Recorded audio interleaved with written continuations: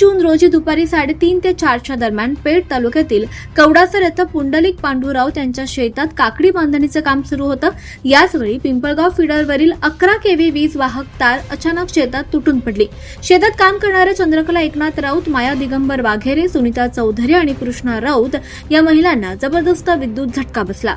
ग्रामस्थांनी यावेळी तातडीनं महावितरण ननाशी कार्यालयाला संपर्क केला, मात्र कोणतीही दखल घेण्यात आली नाही। मदत न मिळाल्यानं माया वाघेरे या महिलेचा जागीच मृत्यू झाला, तर इतर 3 जखमींना ननाशी आरोग्य केंद्रात दाखल करण्यात आलं। डॉक्टरांनी माया वाघेरे यांना मृत घोषित केलं, तर उर्वरित 3 जखमींना पुढील उपचारासाठी नाशिक जिल्हा रुग्णालयात हलवण्यात आलं।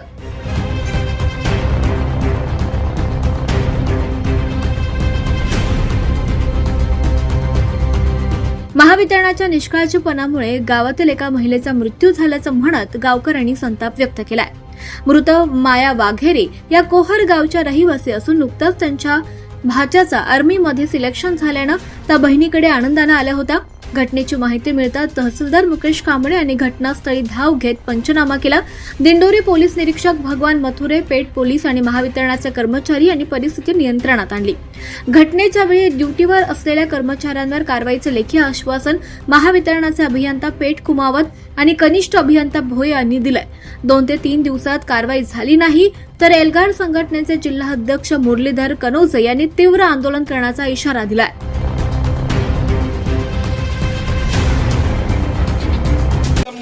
सुरेश वाघेरे, कवडासर ग्रामस्थ, राहणार मुक्काम पोस्ट कोहोर, तालुका दिंडोरी, जिल्हा नाशिक। विषय: अपघातास जबाबदार दोषी कर्मचाऱ्यांवर कारवाई करण्याबाबत। महाशय, आज दिनांक 3/6/2026 रोजी ननाशिक कक्षेतील मौजे कवडासर या गावात विद्युत प्राणांतिक अपघात झाला। या घटनेत सौ माया दिगंबर वाघेरे यांचा प्राणांतिक अपघात झाला, तसेच सौ चंद्रकला कृष्णा राऊत यांना अप्राणांतिक अपघात झाला।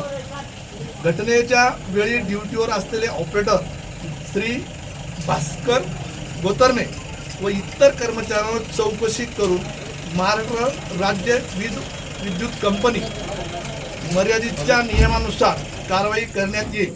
त्वरित कार्यवाही न केल्यास होणाऱ्या आंदोलनात जबाबदार राहील असं एमएससीबीच्या अधिकाऱ्यांना आपल्याला लिहून टाकून देतो। त्याने बळजबरीने टाकले आणि 3 टाइम तार तुटले। यांना म्हणत होतो वायर बाजूला करा, व्यवस्थित तरी करा, काही शेफ्टी तरी करा थोड्या तार तुटल्यावर। यांनी काय दुर्लक्ष केला। जर काय झालं फोन, आता जर झाल्या गोष्टी ऑपरेटरने फोन जर उचलला असता ना तर 5-6 टाइम फोन झाले, त्याने काही उचलले नाही।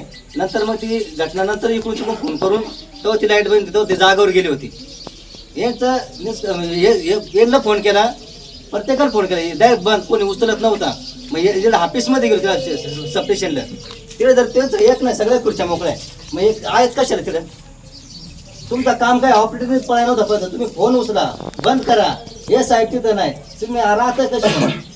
आणि आता असं आहे गुन्हा दाखल, तुम्ही काय करणार? ऑपरेटर, वायरमॅन आणि तुम्ही आम्हाला इथे तुमच्यावर गुन्हा पाहिजे आणि तिथं काय तुम्ही सांगता ते आम्हाला सांगा। बरोबर आहे, याची हाय काय आम्ही अजिबात करणार नाही। दुसरी गोष्ट, हे प्रकरण 2 ते 3 दिवसातच निकाली काढण्यात यावं। 2 ते 3 दिवसावरच त्याच्यात कारवाई करावी। 4था दिवस आम्ही ऐकणार नाही। 4था दिवस आम्ही त्याच्या ऑफिसमध्ये जाऊ। ऑफिसमध्ये गेल्यावर काय कारवाई झाली, ज्या काय होईल त्याला जबाबदार तो इंजिनियर, त्यांनी आताच ऐकून घ्यावा मोठ्या शब्दात, तो जबाबदार राहील। मी तहसीलदार साहेब, दोन्ही तालुक्याचे PSI साहेब यांच्या समोर सांगतो। नंतर त्यांनी सांगायचं नाही काही आम्हाला सांगलं नाही, पूर्ण कल्पना दिली नाही, यांनी काय केलं। त्याने विरोध केला, टाकू नका टाकू नका, त्यांनी ऐकलं नाही आमचा, आम कायदा केला। नंतर 3 टाइम तारा तुटल्या रात्री जास्त, त्यांना सांगितलं का ह्यात रिपेअर करा ना, बाजूला घ्या, त्याने कामचं ऐकलं नाही, आले फक्त दुर्लक्ष केलं कामाचं। आज 4थं झालं, आमचे पेशंट 2 पूर्ण ते एक जागावर गेले, 4-5 गेले। ते महावितरणवाले सब स्टेशनला गेलो होतो, एक सुद्धा नाही, ऑपरेटर नाही का, तो साहेब नाही का, तो कोणतं कर्मचारी वायरमॅन सुद्धा नाही अजिबात। आता फोन करून 3 तास झाले, पोलीस कर्मचारी अर्ध्या तासात आले, याला 3 तास झाले यायला। 20 किलोमीटर आहे, फक्त 5 मिनिटात यायला काय झालंय? 4 टाइम तक्रार देऊन काम नाही करायला यांनी। आता नाही सगळे आलेत, आम्ही जवळ ते कर्मचारी येत नाही महावितरण तर आम्ही उचलत नाही, नाहीतर सब स्टेशनला नेऊन तिकडे सरण लावू आम्ही, नाही कुलूप तर लावणारच आहे मी सब स्टेशनला। 24 महाराष्ट्र न्यूज लाईव्ह साठी धर्मराज चौधरी, पेठ।